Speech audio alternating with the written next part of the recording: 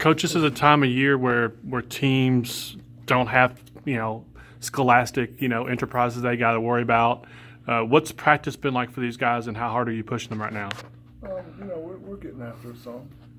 You still have to be mindful of the schedule, so you can't go to the point of guys not being ready for games. So we're staying on our normal schedule. We haven't hit any two-a-days or anything like that for any consecutive amount of time or anything like that. But we're getting our work in and getting prepared for the upcoming games. What's the biggest point of emphasis where you're looking to get better at over the next 10 days or so? I keep telling you everything. You can't do anything well enough. Regardless of if it's the best thing that you do, you can always improve. And for us, we have to get better in a lot of areas on the defensive side of the ball. Offensively, there's some things we need to clean up as well. Against Syracuse's zone, do you think somebody like Keyshawn or somebody like Mitchell will have easier time getting their shots off, and you think that would be the key for you guys going into the zone?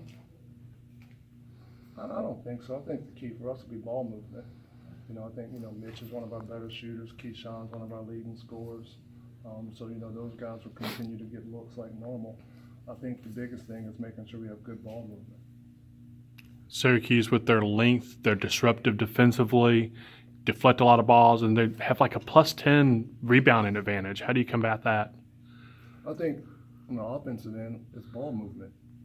Because their length is really, really good. They're committed to being out and being aggressive and extended and high in terms of zones go. So if you move the ball, you should hopefully be able to find a few open areas to get up shots or penetrating pass. Defensively, you just got to put your hard hat on and go battle. Their guards are really good. Battle is shooting the ball well. Howard is shooting it well. Brissett, their freshman, is averaging a double-double. And their big guys do a great job of keeping balls alive on the glass. So we've got to make sure we put our bodies on somebody when the shot goes up. What teaching moments came out of the Carolina film?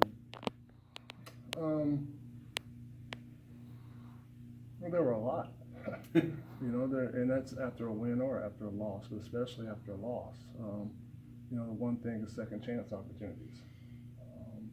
But then again, something else for us was fast break points.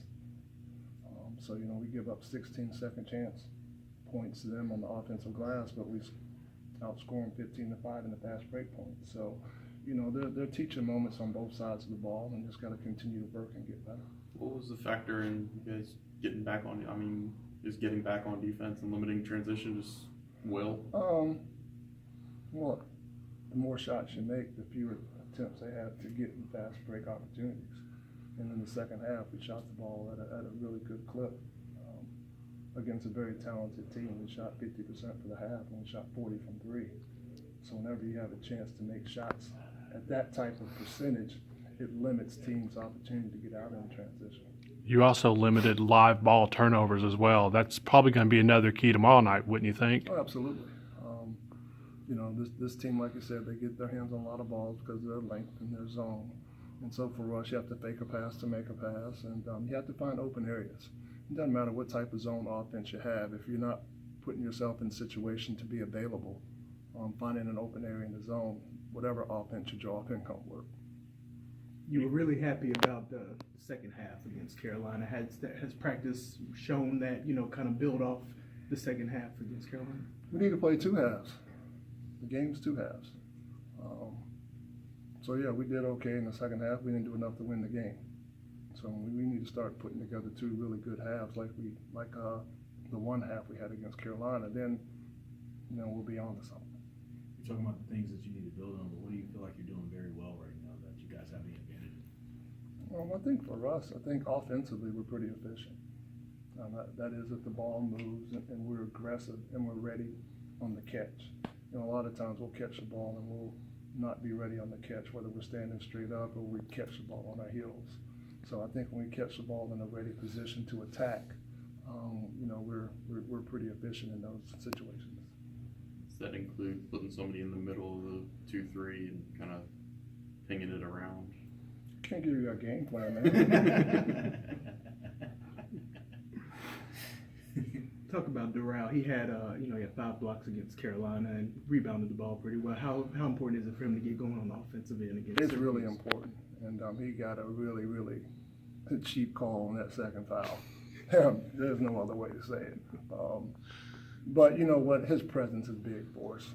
You know, he had 5 blocks, but he had 7 or 8 deflections.